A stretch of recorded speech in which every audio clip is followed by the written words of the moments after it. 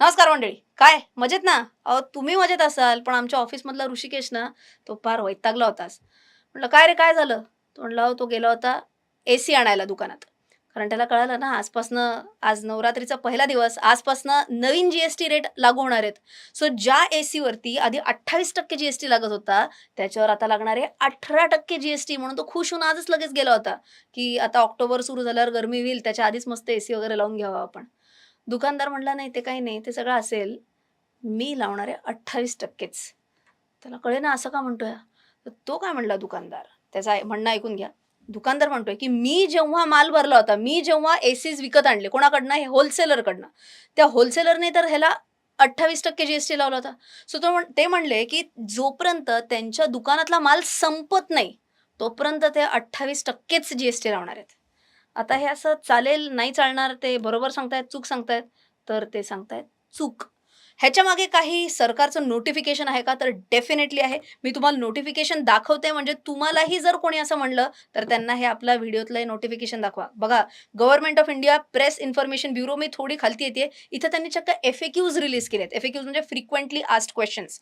याच्यात 9वा जो एफ-ए-क्यू आहे, त्याच्यात त्यांनी खूप क्लिअरली लिहिलं आहे. मी तुम्हाला त्यातला जो मूळ मुद्दा आहे तो वाचून दाखवते. So even if the stock was purchased earlier, कोणी आधी विकत घेतलेला आहे, त्या दुकानदाराने जरी आधी स्टॉक विकत घेतला असेल, एनी सप्लाय मेड म्हणजे तो जेव्हा विकतोय, कोण दुकानदार जेव्हा विकतोय, कधी?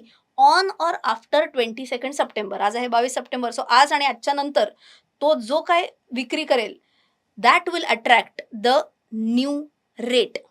म्हणजे त्यांना 18%नीच विकायला लागणार. रडण्याचा आवाज येतोय का? जो दुकानदार रडतोय ढसाढसा. नुकसान झालं म्हणून सरकारने नुकसान केलं. त्यांनी विकत घेताना 28% विकत घेतलं, समोरनं 18%.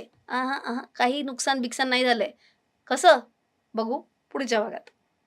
पुढे जायच्या आधी एक महत्त्वाची सूचना. या शनिवारी म्हणजे कधी 27 सप्टेंबर रोजी मी घेऊन येतेय मुंबईमध्ये अर्थात बोरिवलीमध्ये हर घर इन्व्हेस्टर हा इव्हेंट. हा आहे सकाळी 11 वाजता प्रबोधनकार ठाकरे नाट्यगृहामध्ये आणि खूप कमाल गोष्टी शिकायला मिळणार आहेत तुम्हाला. अगदी म्युच्युअल फंड का स्टॉक्स जास्ती बेटर काय लाँग टर्म इन्व्हेस्टिंगसाठी, एआयचा वापर इन्व्हेस्टिंगसाठी कसा करायचा हे शिकवणार आहे. रिटायरमेंटसाठी नक्की किती पैसे लागतील हे शिकवणार आहे. कोणकोणत्या सेक्टर्समध्ये पुढे जाऊन तेजी होऊ शकते याबद्दल डिस्कशन आहे आणि एक खास सत्र आहे जिथे तुम्ही थेट प्रश्न मला विचारू शकता. भरपूर सेल्फी असतात, भरपूर लोकं प्रश्न विचारतात. अहो एकंदर काय हाऊसफुल ऑडियन्समध्ये धमाल मजा येते. सो लवकरात लवकर तुमचं तिकीट बुक करा. मी लिंक पिन कॉमेंट आणि डिस्क्रिप्शन बॉक्समध्ये देते. आता समजून घेऊया दुकानदाराला खरंच नुकसान होणार आहे का? अजिबात नुकसान नाही होणार आहे. खरं तर अजिबात नुकसान होणार नाहीये. कसं? बघूयात. एक उदाहरण घेऊ. सपोज त्यांनी 22 तारखेच्या आधी एक एसी विकत घेतला होता. तो त्यांनी कितीला विकत घेतला होता? तर 1,00,000ला. त्याच्यावर त्यांनी जी किती भरला? जुन्या रेटप्रमाणे म्हणजे 28%नी. सो 28,000. सो त्यांनी होलसेलरला किती भरले? तर 1,28,000. इथपर्यंत ओके. आता आली आहे 22 तारीख आज. आज तो कितीला विकणार आहे? मूळ किंमत 1,10,000. आता ही 1,10,000 कुठून आली? तर तो असं आपण अझ्युम करतोय, की 1,00,000वरती तो 10% प्रॉफिट कमवत होता. म्हणून त्यांनी 1,00,000वरती 10% ॲड केलं, 1,10,000 झालं. आता याच्यावरती त्यांनी जी किती कलेक्ट केला पाहिजे? तर 18%नीच. सो 1,10,000 गुणिले 18%, 28 नाही, 19,800 एवढं त्यांनी कलेक्ट केले. सो त्यांनी टोटल किती पैसे कलेक्ट केले कस्टमरकडनं? तर 1,29,800. आता एकदम 100% लक्ष पाहिजे. इथं खरी गंमत सुरू होतीये. आता काय असतं माहिती हे 19,800 दुकानदार गिराहिकाकडनं घेतो. ओके. किती घेतले? 19,800. आयडियली हे त्याचं उत्पन्न आहे का? नाही. त्यांनी हे 19,000 भरले पाहिजेत सरकारला. इथपर्यंत ओके. पण तो काय म्हणतो, "अहो सरकार, आम्ही जरी 19,800 कलेक्ट केलं असतील, तरी सुद्धा आम्ही 28,000 ऑलरेडी भरलेले आहेत ना. आम्ही ज्यांच्याकडनं एसी विकत घेतला, त्यांना तर आम्ही 28,000 जी ऑलरेडी भरलाय. सो या दोघांमधला जर काही डिफरन्स असेल, या दोघांमध्ये जर काही एक्स्ट्रा रक्कम आली, तरच आम्ही सरकारला भरणार. नाहीतर आम्ही सरकारला पैसे नाही भरणार." या केसमध्ये उलटच झाले. कलेक्ट झाले साधारण 20,000. भरलेत त्यांनी ऑलरेडी 28,000. सो इथं काय झाले? ₹8,200 त्यांनी एक्स्ट्रा भरून ठेवलेले आहेत. कोणाला? त्यांनी ज्यांच्याकडनं होलसेलमधनं एसी आणले त्यांच्याकडनं. बरोबर? सो 8,200 याला म्हणायचं आपण अनयुटिलाइज्ड जी क्रेडिट. हे त्याचं खरं नाव आहे. अनयुटिलाइज्ड जी क्रेडिट. साठी कळण्यासाठी काय 8,200 त्यांनी ऑलरेडी एक्स्ट्रा जी भरलेला आहे. त्याचं नुकसान आहे जे लोकांना वाटतंय. बरोबर. आपण असं पकडूयात की त्यांनी असे 10 एसी आधीच आणून ठेवले होते. ओके. म्हणजे त्याचं विचाराचं टोटल नुकसान किती 82,000 असं लोकांना वाटतंय. पण हे त्यांनी फक्त नोंद करून ठेवायची की मी ₹82,000 एक्स्ट्रा जी भरलेला आहे. सो जोपर्यंत त्याचा हा 82,000 रिकव्हर होत नाही, तोपर्यंत त्यांनी सरकारला पैसे भरायची गरज नाही. पण म्हणजे कसं? नीट बघा.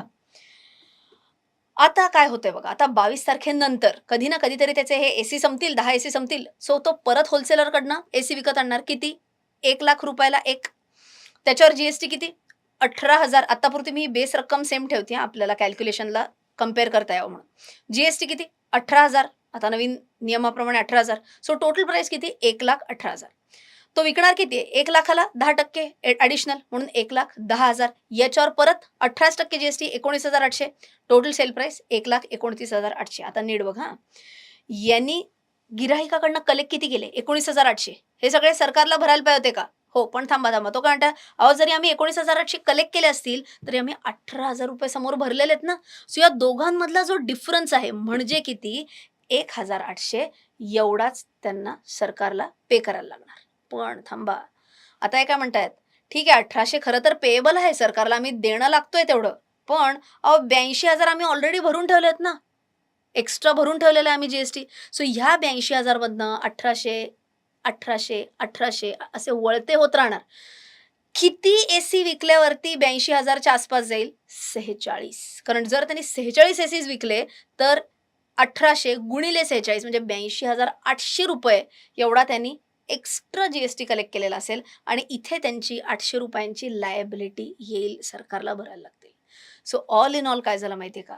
थोडक्यात एवढंच जर तुम्ही बघितलं, तर याचा अर्थ काय झाला, की त्यांना 82,000 एक्स्ट्रा त्यांनी भरून ठेवलेत का? तर भरून ठेवलेले आहेत. पण हे वाया गेले नाही.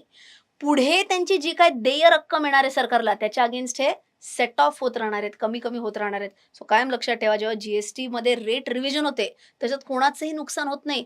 तुम्हा आम्हासारख्या ग्राहकांचंही नुकसान नाही झालं पाहिजे, ना दुकानदाराचं नुकसान झालं पाहिजे. या सगळ्याची तरतूद लॉमध्ये केलेली आहे. आजचा एक खूपच शॉर्ट अँड स्वीट व्हिडिओ होता. का करावासा वाटला? कारण आजपासून नवीन जी रेट लागू होत आहे. सो मला वाटलं तुम्हा सगळ्यांना हे माहिती पाहिजे, मराठी माणसाला माहिती पाहिजे म्हणून हा व्हिडिओ केला. आय होप तुम्हाला व्हिडिओ आवडला असेल. मगाशी अजून एक आठवण केली होती, बोरिवली या शनिवारी. लिंक पिन कॉमेंट आणि डिस्क्रिप्शन बॉक्समध्ये देतीच आहे. अशाच माहितीपूर्वक व्हिडिओज जर तुम्हाला यावेळेसचे वाटत असतील तुमच्या फीडमध्ये, तर आपल्या चॅनलला सबस्क्राईब करा. लाईक बटन हाणायला विसरू नका. भेटूया पुढच्या व्हिडिओमध्ये. तोपर्यंत नमस्कार. तुम्ही अनेक सोशल मीडिया प्लॅटफॉर्म्सवर अशा जाहिराती बघितल्या असतील. प्लीज नोट करा, हे सर्व फ्रॉडस्टर्स आहेत आणि तुम्हाला कायम हे स्टॉक टिप्स आणि खूप जास्ती रिटर्न्स प्रॉमिस करतील. मी कोणतेही कॉल्स देत नाही, मी कोणतीही ॲडवायझरी सर्व्हिस पण देत नाही. मी फक्त आणि फक्त ज्ञान देते, तेही माझ्या यूट्यूब चॅनलवरून आणि माझ्या वेबसाईट्सवरून रचनारानडे.com आणि रचनारानडे.in वरून.